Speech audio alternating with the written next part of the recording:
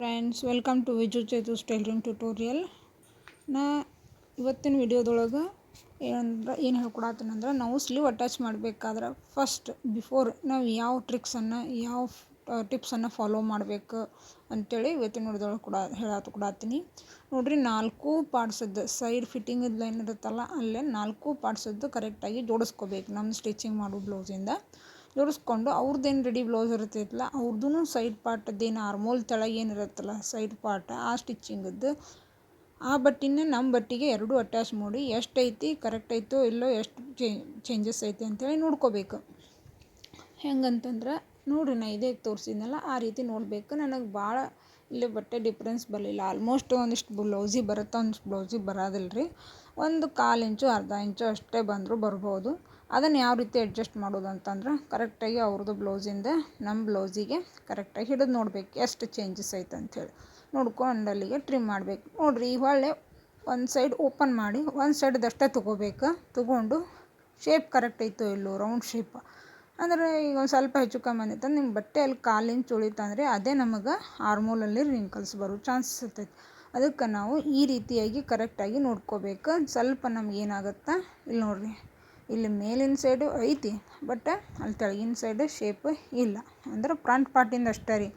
ನೀವು ಒಂದು ಸ್ವಲ್ಪ ನಿಮ್ಮ ಬ್ಲೌಸಿಂದೂ ಟ್ರಯಲ್ ಮಾಡಿದಾಗ ನಿಮಗೆ ಗೊತ್ತಾಗುತ್ತೆ. ಈ ರೀತಿ ಟಿಪ್ಸನ್ನು ಮಾಡಬೇಕಾದ್ರೂ ನೀವು ನೋಡ್ಕೊರಿ, ನನ್ನ ವಿಡಿಯೋನ ನೋಡಿಕೊಂಡು ತಿಳ್ಕೊಂಡು ಆಮೇಲೆ ನಿಮ್ಮ ಬ್ಲೌಸಿಗೆ ಅಪ್ಲೈ ಮಾಡ್ಕೊರಿ.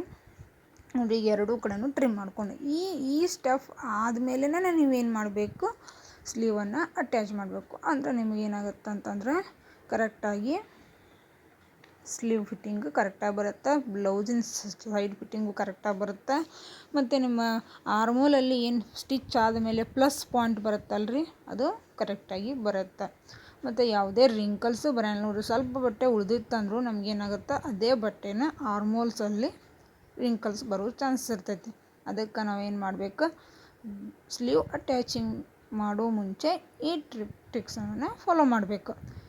ಈಗ ಸ್ಲೀವ್ ಅಟ್ಯಾಚ್ ಮಾಡೋದು ಹೆಂಗಂದ್ರೆ, ಸೆಂಟ್ರಲ್ಲಿ ಕರೆಕ್ಟಾಗಿ ಅವ್ರದ್ದೇನು ಶೋಲ್ಡ್ರ್ ಪಾಯಿಂಟ್ ಅಂದರೆ ಶೋಲ್ಡ್ರ್ ಜಾಯಿಂಟಿಂಗ್ ಪಾಯಿಂಟ್ ಇರುತ್ತಲ್ಲ ಆ ಪಾಯಿಂಟಿಗೆ ನಮ್ಮ ಸ್ಲೀವಿನ ಸೆಂಟ್ರಿಗೆ ನಾವು ಒಂದು ಕಚ್ ಹಾಕ್ಕೊಂಡಿರ್ತೇನೆ. ಸ್ಟಿಚಿಂಗ್ ವಿಡಿಯೋದೊಳಗೆ ನೋಡಿರ್ಬೋದು. ಕರೆಕ್ಟಾಗಿ ಸೆಂಟ್ರಲ್ಲಿ ಯಾವುದೇ ಬ್ಲೌಸ್ ಸ್ಲೀವ್ ಕಟ್ ಮಾಡಬೇಕಾದ್ರೂ ಒಂದು ಕಚ್ ಹಾಕಿರ್ತೀನಿ ಸೆಂಟ್ರಲ್ಲಿ. ಆ ಕಚ್ಚು ಮತ್ತು ಅಂದರೆ ಆ ಮಾರ್ಕು ಮತ್ತು ಈ ನಮ್ಮ ಬ್ಲೌಸಿಂದು ಶೋಲ್ಡ್ರ್ ಪಾಯಿಂಟ್ ಏನೈತಲ್ಲ ಅದು ಎರಡೂ ಕರೆಕ್ಟಾಗಿಟ್ಟು ಅಲ್ಲೊಂದು ಗುಂಡು ಪಿನ್ ಹಾಕಿಬಿಡ್ಬೇಕು ರೀ.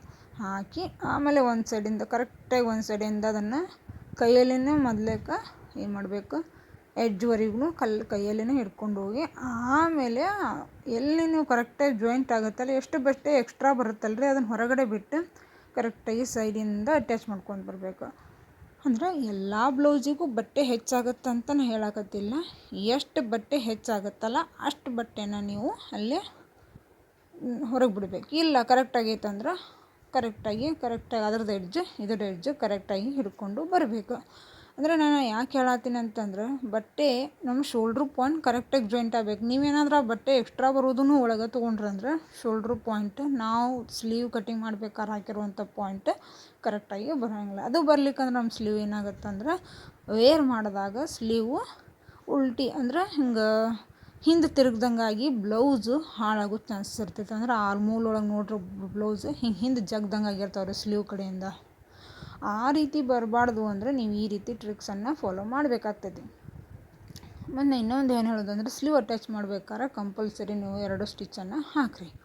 ನೋಡಿರಿ, ಇಲ್ಲಿ ಕರೆಕ್ಟಾಗಿ ನಮಗೆ ಈಗೇನಾಯ್ತು, ಸ್ಲೀವ್ ರೆಡಿ ಆಯಿತು. ಇದು ಬಟ್ಟೆ ಭಾಳ ಶಾರ್ಟೇಜ್ ಇತ್ತು ರೀ. ಹೀಗಾಗಿ ನಾನು ಇದಕ್ಕೆ ಸ್ಲೀವಲ್ಲಿ ಭಾಳ ಬಟ್ಟೆನ ಜಾಯಿಂಟಿಂಗ್ ಕೊಟ್ಟು ಸ್ಟಿಚ್ ಮಾಡೀನಿ. ನೋಡಿರಿ, ಇಲ್ಲೇ ಕರೆಕ್ಟಾಗಿ ಸ್ಲೀವ್ ಅಟ್ಯಾಚಿಂಗ್ ಆಯ್ತು. ಹಿಂಗಾದ್ರೆ ನಿಮ್ಗೆ ಆರ್ಮೋಲಲ್ಲಿ ಒಟ್ಟು ರಿಂಕಲ್ಸು ಬರೋಂಗಿಲ್ಲ.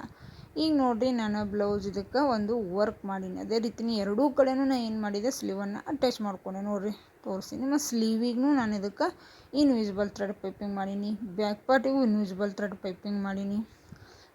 ನೆಕ್ ಪಾರ್ಟಿಗೆ ಏನೈತಿ ವಿಸಿಬಲ್ ಥ್ರೆಡ್ ಪೈಪಿಂಗ್ ಮಾಡ್ತೀನಿ. ಈಗ ತೋರಿಸ್ತೀನಿ ನೋಡಿರಿ. ಇದ್ರದ್ದು ಡೀಟೇಲಾಗಿ ಒಂದು ವಿಡಿಯೋನ ಮಾಡೀನಿ ರೀ. ಅದ್ರಾಗ ನೋಡಿರಿ ಯಾವ ರೀತಿ ಮಾಡೋದು ಅಂಥೇಳಿ, ಯಾವ ರೀತಿ ಅಟ್ಯಾಚ್ ಮಾಡ್ಕೋಬೇಕು, ಯಾವ ರೀತಿ ಫೋಲ್ಡ್ ಮಾಡ್ಕೋಬೇಕು ಅಂಥೇಳಿ ಎಲ್ಲನೂ ಡಿಟೇಲಾಗಿ ವಿಡಿಯೋ ಮಾಡೀನಿ. ಅದಕ್ಕೆ ಆ ವಿಡಿಯೋದೊಳಗೆ ನೋಡ್ಕೊಂಡು ನೀವು ಸ್ಟಿಚ್ ಮಾಡಿರಿ. ಇಲ್ಲೇ ನಾನು ಜಸ್ಟ್ ಬೇಸಿಕ್ ಅನ್ನೋಷ್ಟ ಹೇಳಾಕತ್ತೀನಿ. ಆ ವಿಡಿಯೋದೊಳಗೆ ಡೀಪಾಗಿ ಕರೆಕ್ಟಾಗಿ ಹೆಂಗೆ ಹೊಲಿಬೇಕು ಅಂತ ಹೇಳ್ಕೊಟ್ಟೀನಿ. ಆ ವಿಡಿಯೋ ನೋಡಿಕೊಂಡು ಬರ್ರಿ. ಯಾಕಂದ್ರೆ ಒಂದೇ ವಿಡಿಯೋದೊಳಗೆ ಹಾಕಿನಿ ಅಂದ್ರೆ ಭಾಳ ಲೆಂದಿ ಆಗುತ್ತೆ ಅಂಥೇಳಿ ನಾ ಏನು ಮಾಡೀನಿ, ಇದಷ್ಟೇ ಬರೀ ಸ್ಟಿಚ್ಚಿಂಗ್ ಬ್ಲೌಸ್ ಇದು ನಾವು ಸ್ಲೀವ್ ಅಟ್ಯಾಚ್ ಮಾಡ್ಬೇಕಾದ್ರೆ ಬಿಫೋರ್ ಯಾವ ಸ್ಟೆಪ್ಪನ್ನು ಫಾಲೋ ಮಾಡಬೇಕಂತ ಹೇಳ್ಕೊಟ್ಟೀನಿ. ಮತ್ತು ಯಾವ ಥರ ಡಿಸೈನ್ ಮಾಡೀನಿ ಈ ಬ್ಲೌಸಿಗೆ ಅಂಥೇಳಿ ಕಸ್ಟಮೈಸ್ ಇರ್ತದೆ, ಇದೇ ರೀತಿ ಮಾಡ್ರಿ ಅಂಥೇಳಿ ಅದಕ್ಕೆ ಆ ರೀತಿ ಮಾಡೀನಿ. ಈ ರೀತಿ ಕರೆಕ್ಟಾಗಿ ಬಟ್ಟೆಯನ್ನು 1/4 ಇಂಚಿನಷ್ಟು ಬಿಟ್ಟು ನಮ್ಮ ಥ್ರೆಡ್ ಪೈಪಿಂಗ್ ಬಟ್ಟೆ ಏನಿರಬೇಕು ಸೆಂಟ್ರಲ್ಲಿ ಬರಬೇಕು. ಬ್ಲೌಸ್ ಫ್ಯಾಬ್ರಿಕ್ ಕೆಳಗಡೆ ಇರಬೇಕು, ಸೆಂಟ್ರಲ್ಲಿ ಥ್ರೆಡ್ ಪೈಪಿಂಗ್ ಬಟ್ಟೆ ಮೇಲೆ ಲೈನಿಂಗ್ ಬಟ್ಟೆ. ಈ ರೀತಿ ಸ್ಟೆಪ್ ಒಳಗೆ ನೀವು ಅಟ್ಯಾಚ್ ಮಾಡ್ಕೋಬೇಕು. ಮಾಡಿಕೊಂಡು ನೆಕ್ಸ್ಟ್ ಪ್ರೊಸೀಜರ್ ಹೇಳ್ತೀನಂತ ನೋಡಿರಿ. ಅದಕ್ಕೆ ನಾನು ಎಲ್ಲ ಕಡೆನೂ ಥ್ರೆಡ್ ಪೈಪಿಂಗ್ ಮಾಡೀನಿ ರೀ. ಭಾಳ ನೀಟಾಗಿ ಬಂತು. ಕಾಂಟ್ರಾಸ್ಟ್ ಸಿಲ್ವರ್ ಕಲರ್ ಇತ್ತು ಅಂಥೇಳಿ ನಾನು ಎಲ್ಲ ಕಡೆನೂ ಸಿಲ್ವರ್ ಥ್ರೆಡ್ ಪೈಪಿಂಗ್ ಮಾಡಿದ್ದೆ. ಭಾಳ ನೀಟಾಗಿ ಭಾಳ ಮಸ್ತ್ ಬಂದಿತ್ತು ರೀ ಬ್ಲೌಸ್. ವೇರ್ ಮಾಡಿದಾಗೂ ಭಾಳ ನೀಟಾಗಿ ಬಂದಿತ್ತು. ನಾನು ನಿಮಗೆ ಇದ್ರದ್ದು ಪೈಪಿಂಗದ್ದು ಒಂದು ವಿಡಿಯೋದನ್ನು ಲಾಸ್ಟ್ ಸ್ಕ್ರೀನಲ್ಲಿ ಹಾಕ್ತೀನಿ ರೀ. ನೋಡಿಕೊಂಡು ನೀವು ಅದರಲ್ಲಿ ಪರ್ಫೆಕ್ಟ್ ಆಗಿರಿ. ಲಾಸ್ಟ್ ಸ್ಕ್ರೀನ್ ಒಳಗೆ ಇದರದ್ದು ಕಟ್ಟಿಂಗ್ ವಿಡಿಯೋ ಮತ್ತು ಆ ಥ್ರೆಡ್ ಪೈಪಿಂಗದ ವಿಡಿಯೋ ಎರಡೂ ನಿಮ್ಮ ಸ್ಕ್ರೀನ್ ಒಳಗೆ ಹಾಕ್ತೀನಿ ಅಂತ. ಲಾಸ್ಟ್ ಸ್ಕ್ರೀನ್ ಒಳಗೆ ನೀವು ನೋಡಿರಿ, ಅದ್ರ ಬಗ್ಗೆ ನೋಡಿ ತಿಳ್ಕೊಂಡು ಸ್ಟಿಚ್ ಮಾಡಿರಿ. ಈಗಿನ ಟ್ರೆಂಡ್ ಒಳಗೆ ಏನಿತ್ತಪ್ಪ ಅಂದ್ರೆ ಥ್ರೆಡ್ ಪೈಪಿಂಗ್ ರೀ. ಹಿಂಗಾಗಿ ನಾವು ಥ್ರೆಡ್ ಪೈಪಿಂಗ್ ಒಳಗೆ ವೆರೈಟಿಯಾಗಿನೂ ಮಾಡ್ಬೋದು. ನಾನೀಗ ಇನ್ವಿಸಿಬಲ್ ಥ್ರೆಡ್ ಪೈಪಿಂಗ್ ಸಾಕಷ್ಟು ವಿಡಿಯೋದಲ್ಲಿ ತೋರಿಸೀನಿ. ಇದು ಬ್ಲೌಸ್ ರೆಡಿ ಆದಮೇಲೂ ನಾವು ಒಂದು ಥ್ರೆಡ್ ಪೈಪಿಂಗನ್ನು ಮಾಡ್ಬೋದು. ಯಾಕಂದ್ರೆ ಒಮ್ಮೆ ಏನಾಗುತ್ತೆ ರೀ ಅಂದ್ರೆ ಒಮ್ಮೆ ನಾವು ನೆನಪಾರಿನೂ ಸ್ಟಿಚ್ ಮಾಡಿರ್ತೀವಿ. ಇಲ್ಲ ಅಂದ್ರೆ ಒಂದೊಂದು ಟೈಮ್ ಒಳಗೆ ಬ್ಲೌಸಿಗೆ ಇನ್ವಿಸಿಬಲ್ ಥ್ರೆಡ್ ಪೈಪಿಂಗ್ ಕೊಡೋಕ್ಕಾಗೋದಿಲ್ಲ. ಇನ್ನೂ ಒಂದು ಹೆಂಗಂದ್ರೆ ಬಿಗಿನರ್ಸ್ ಇದ್ದರೆ ಅಂದ್ರೆ ಯಾವ ರೀತಿ ಇನ್ವಿಸಿಬಲ್ ಥ್ರೆಡ್ ಪೈಪಿಂಗ್ ಎಷ್ಟು ಕಟ್ ಮಾಡಿ ಈಗ ಏನು ರೀ ಇನ್ವಿಸಿಬಲ್ ಥ್ರೆಡ್ ಪೈಪಿಂಗ್ ಅಂದರೆ ನಿಮ್ಗೆ ಕರೆಕ್ಟ್ ಮೆಜರ್ಮೆಂಟಲ್ಲಿ ಇರಬೇಕು. ಇನ್ನೂ ಸ್ಟಿಚ್ ಆಗಲಾರ್ದಾಗ ಕರೆಕ್ಟ್ ಮೆಜರ್ಮೆಂಟ್ ಇಟ್ಕೊಂಡು ನೀವು ಸ್ಟಿಚ್ ಮಾಡ್ತಿರ್ಬೇಕು. ಅವಾಗ ಮಾತ್ರ ಇದನ್ನು ಇನ್ವಿಸಿಬಲ್ ಥ್ರೆಡ್ ಪೈಪಿಂಗ್ ಮಾಡೋಕ್ಕೆ ಬರುತ್ತೆ. ಅದಕ್ಕೆ ನಿಮಗೆ ಏನು ಬೇಕಂದ್ರೆ ಎಕ್ಸ್ಪೀರಿಯೆನ್ಸ್ ಬೇಕು. ಅಂದ್ರೆ ಅದ್ರ ಬಗ್ಗೆ ಡೀಪಾಗಿ ತಿಳ್ಕೊಳ್ಬೇಕು, ಅವಾಗೇ ಅದು ಬರುತ್ತೆ. ಇದು ಏನು ರೀ ಅಂದರೆ ಬ್ಲೌಸ್ ರೆಡಿ ಆದಮೇಲೂ ಈ ರೀತಿ ನಿಮಗೆ ಈಸಿಯಾಗಿ ಥ್ರೆಡ್ ಪೈಪಿಂಗನ್ನು ಮಾಡೋಕೆ ಭಾಳ ಬೆಸ್ಟ್ ರೀ ಬಿಗಿನರ್ಸಿಗೆ.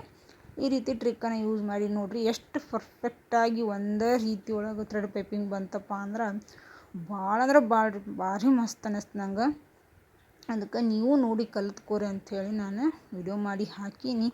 ಏನಾದರೂ ತಿಳಿಲಿಲ್ಲ ಅಂದ್ರೆ ಕಮೆಂಟ್ ಬಾಕ್ಸ್ ಒಳಗೆ ಕೇಳಿರಿ. ಇಲ್ಲ ನಂದು ವಾಟ್ಸಪ್ ಒಳಗೆ ನಮ್ಮ ವಾಟ್ಸಪ್ ನಂಬರ್ ಸ್ಕ್ರೀನ್ ಮೇಲೆ ಹಾಕೇ ಬಿಟ್ಟಿರ್ತೀನಿ, ಅಲ್ಲಾದರೂ ಕೇಳಿರಿ.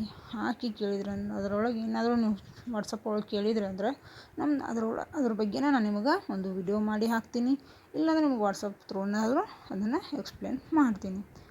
ಈಗ ನೋಡಿರಿ ಹೊಲಿಸ್ಕೊಂಡು ನೋಡಿರಿ ಎಷ್ಟು ನೀಟಾಗಿ ನಂಗೆ ಬರೀ ಪೈಪಿಂಗ್ ಅಷ್ಟು ನೀಟಾಗಿ ಕಾಣತೈತೆ ಅಂದ್ರೆ ಭಾಳ ನೀಟಾಗಿ ಕಾಣತೈತೆ ರೀ. ಅದಕ್ಕೆ ನೀವು ಟ್ರೈ ಮಾಡಿ ನೋಡಿರಿ ಅದು ಹೆಂಗೆ ಬಂತು ಫೈನಲ್ ಫಿನಿಶಿಂಗ್ ಅಂತ ನಿಮಗೆ ವಿಡಿಯೋದೊಳಗೆ ತೋರಿಸ್ತೀನಿ ನೋಡಿರಿ. ಭಾಳ ನೀಟಾಗಿ ಬಂತು.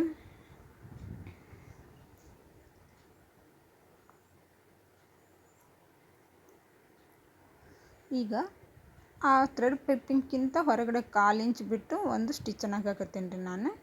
ಈ ಸ್ಟಿಚ್ ಆದಮೇಲೆ ನಾವೇನು ಮಾಡ್ತೀವಿ ನೆಕ್ಸ್ಟ್ ಅದೇನು ಪೈಪಿಂಗಿದ್ದು ಒಂದು ಸ್ಟಿಚ್ ಹಾಕಿದ್ರದ್ದು ಒಂದು ಸಂದಂತ ಬಂದಿರ್ತೈತಿ, ಒಂದು ಗ್ಯಾಪ್ ಅಂತ ಬಂದಿರ್ತೈತಿ. ಆ ಗ್ಯಾಪ್ ಒಳಗೆ ಇನ್ನೊಂದು ಹಾಕ್ಬೇಕು ರೀ.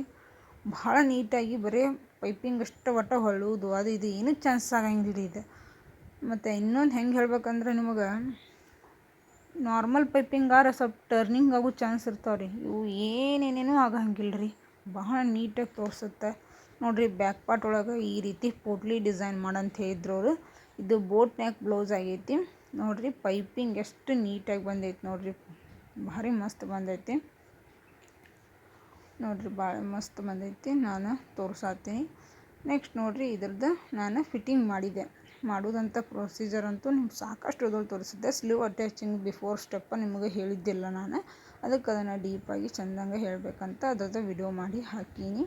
ಈಗ ನೋಡಿರಿ ನನ್ನ ಫಿಟ್ಟಿಂಗ್ 2 ಇಂಚ್ ಬಿಟ್ಟು ಅಂದರೆ ಇದಕ್ಕೆ ಮಾರ್ಜಿನ್ ಭಾಳ ಸಿಕ್ಕಿಲ್ಲ ರೀ ನನಗೆ. 1.5 ಇಂಚ್ ಒಳಗೆ ಸಿಕ್ಕೈತಿ ಅಷ್ಟೇ ಬಟ್ಟಿನ. 1.5 ಇಂಚ್ ರೀ ಆ್ಯಕ್ಚುಲಿ, ಯಾಕಂದ್ರೆ ಬಟ್ಟೆ ಭಾಳ ಶಾರ್ಟೇಜ್ ಇತ್ತು. 1.5